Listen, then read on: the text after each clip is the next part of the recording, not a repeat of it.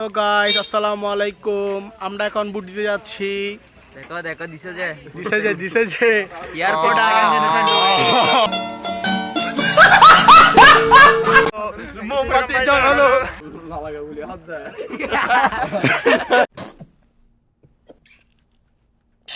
MBBS Sajjad Hossain আমাদেরকে উপদেশ দিচ্ছে। হ্যাঁ, পেট বেড়ে যাচ্ছে আমার। জড়াগল্লা পাহাড়ি থেকে আমাদের চট্টগ্রাম 12 আসন থেকে ইফতি ভাইকে মনোনয়নপত্র দিয়েছে।